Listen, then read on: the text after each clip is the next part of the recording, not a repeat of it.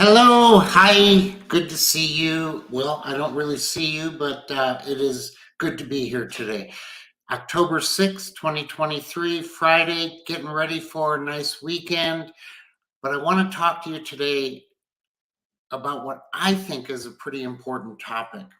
And this is about the idea of where do you look back and how do you look forward? And how does that help people engage and be better at what they're doing and for what purpose? And I think it's a pretty important thing to understand.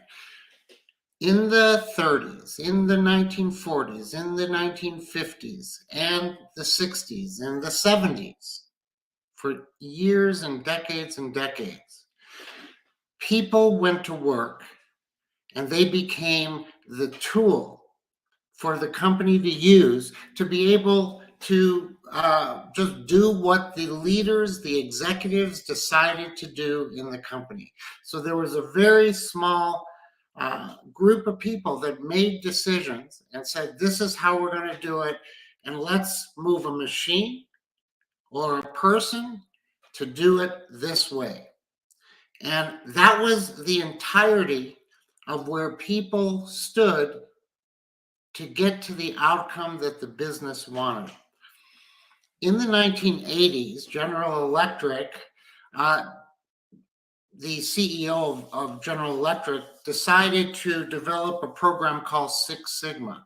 And within that program, it was really the recognition that how do we engage people? Now, the truth of it, and if you read back, it wasn't really so much about pulling out the power of people as, frankly, to pacify the people, because the generation at that time was thinking that they needed to feel engaged and to be a part of the process, and they also had something to say. So Six Sigma was really developed as a way to give the sensation that ideas were happening. Now, in truth, it was very effective. And as new ideas from groups within an organization came out, those ideas effectively began to improve an organization. At least it wasn't just a small group of people deciding on something. But here's the thing. Although the ideas came out, it didn't necessarily shape how you were going to implement those ideas. And the implementation of those ideas really was still stuck in the hands of a few. So here are some ideas, you take it to the few, and the few decide, here's how we're going to implement it. But over the 90s and into the 2000s and moving forward, people just needed to be more engaged. And I have to tell you this, I'm an old guy with many decades of my own experience, but if I don't change, I'm not going to be able to get the results that we need to get. So change is not about me fighting society's change, emotions, and approach, new generations thinking. It's about how I participate within that. So it's how do I participate in that, which really is about really not how I did it in the past, but how I need to do it in the future. I want to show you a graphic right now that I think is going to be pretty valuable to you. We have feedback and we have feed forward. And what I would tell you is this.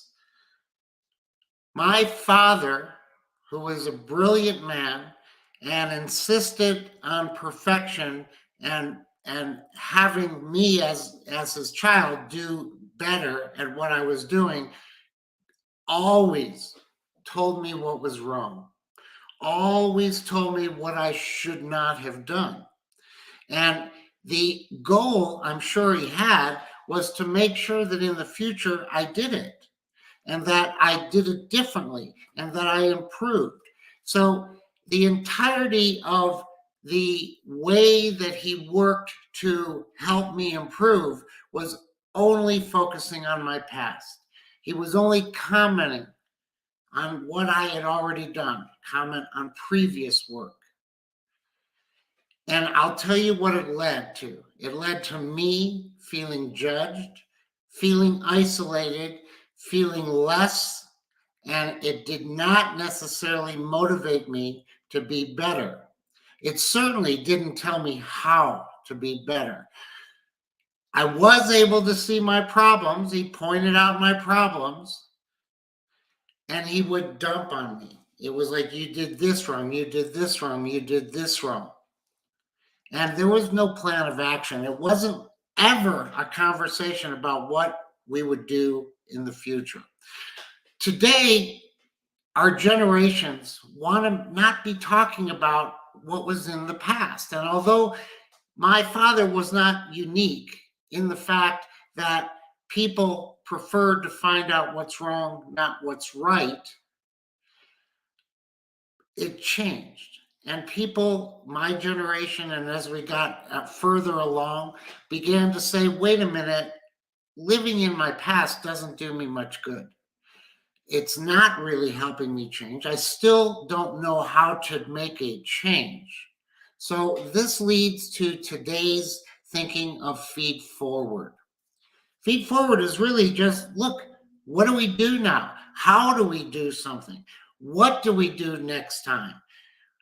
Where is the task that needs to be done? Not who is going to fail at the task, but where is the task that needs to be done? And what does this bring you? It brings you thinking that allows you to see the possibilities, to see the specific actions, and to be able to create a specific plan for improvement. Okay, let me talk to you a little more, and we'll get rid of this graphic for the moment. I'll bring it back later. I referred to the idea that people like to talk about what's wrong, not what's right. And I have a belief about that.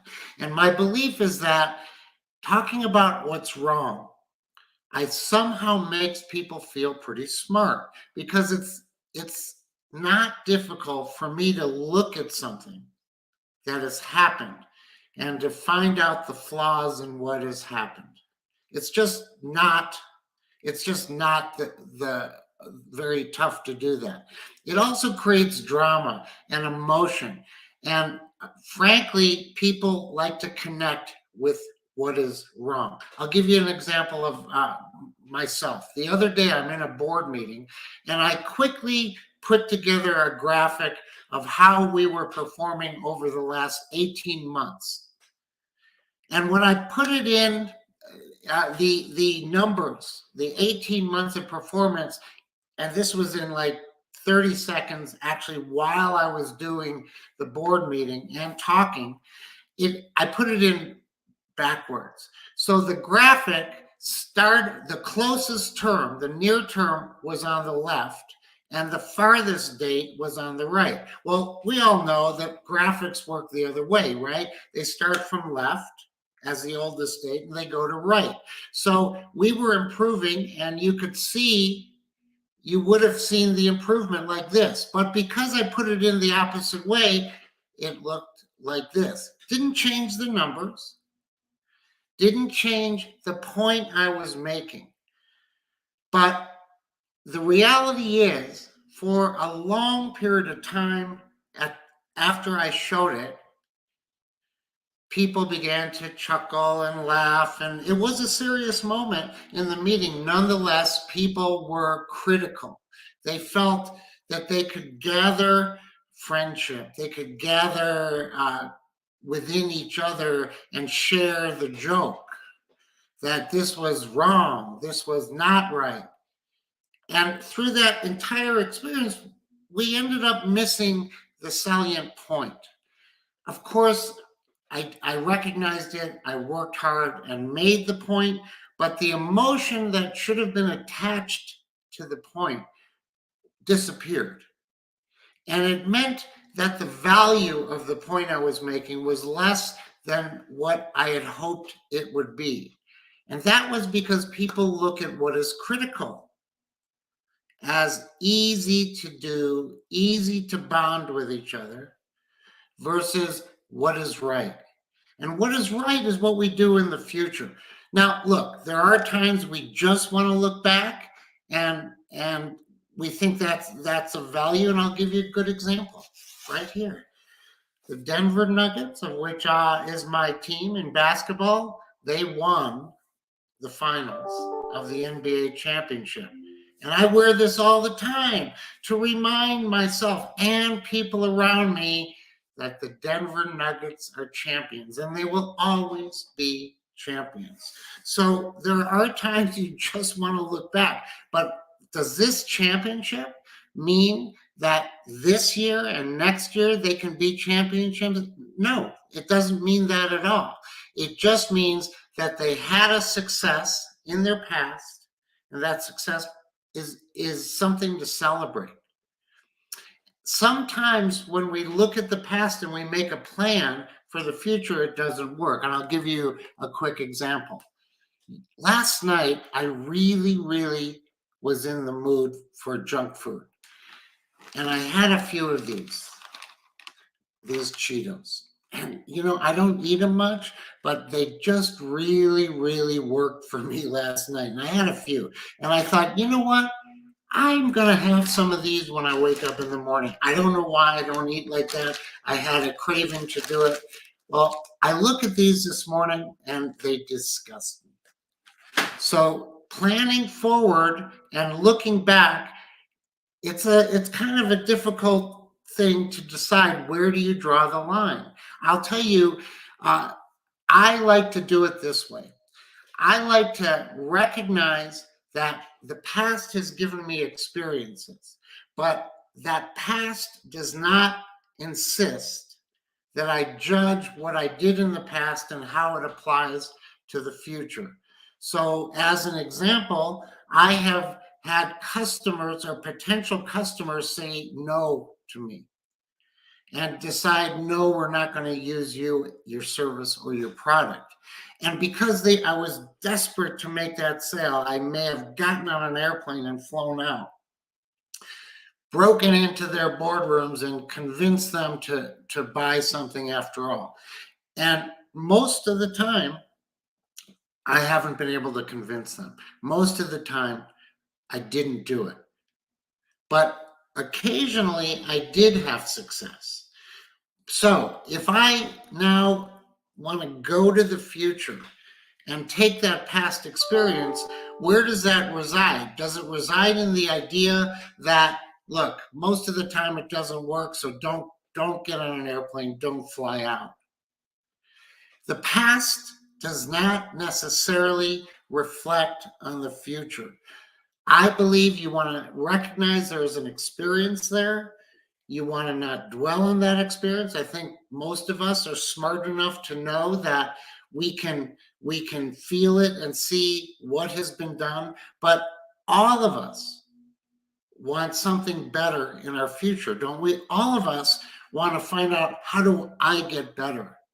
What do I need to do now? Not, did I win the NBA championship last year, but how do I win it this year? So there's something that I've done in my career, which is I have acquired a number of companies. I have specifically looked at 14 different companies that I had letters of intent to acquire.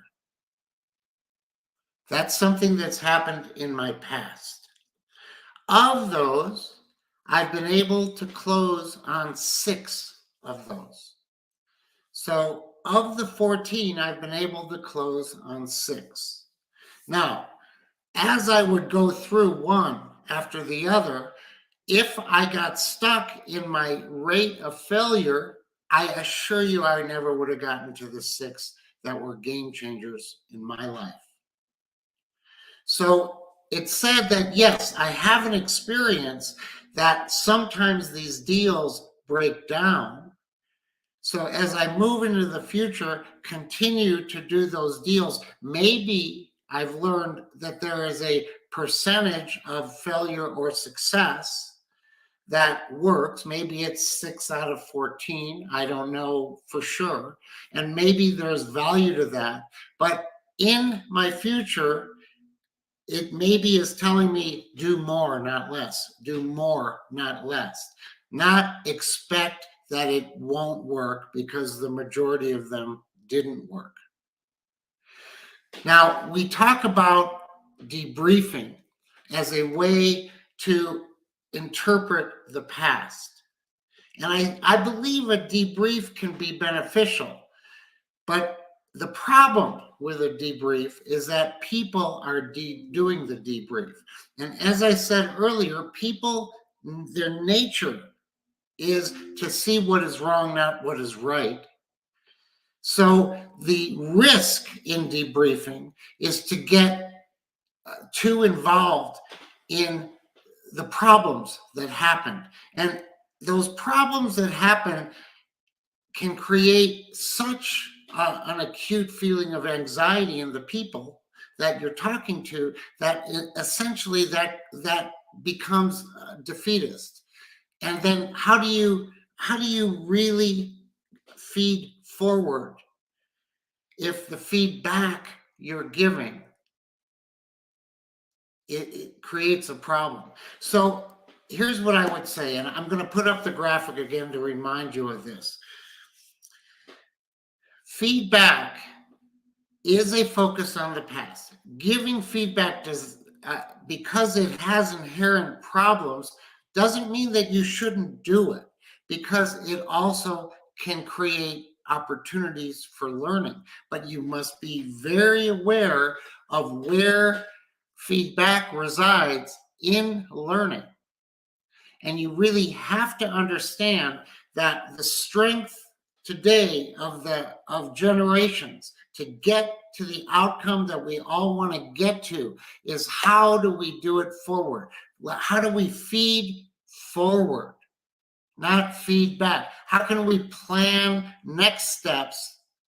We can't change past steps. So listen, let me finish with this. We'll take away the graphic at this point. Let's finish this way. Understand this, that business over the decades and centuries has always been the same. You're selling something, you're trying to accomplish something. And that hasn't changed. The idea of what the purpose of a business is, in my opinion, has not ever changed. But the method within the generations that you're working with today has to change. So where we have these exclusive decision groups, and today, and it evolved to more people participate in deciding, to a group of people in a flatter organization working together, it's still for the same purpose, not a different purpose, just to get to the outcome that the nature of business wants to get to. But don't ignore these differences. Don't look at this and say, well, look, this is just no different. Of course I look at the past. Of course I plan for the future. Don't be cavalier about it. Recognize that when you have new terminology like feed forward, it's there for a purpose to help you define a better way to do something. Maybe it's the same outcome you want as 50 years ago, but the truth is maybe you get there faster, more powerfully, and more pyramidically successful. So listen, with that, I'll leave you for the weekend. I am so happy to get to talk. I hope that this resonates for you and gives you something to think about in your own lives and in your own work, and how you relate to problems and lead to success. So let's feed forward. You take care. Bye-bye.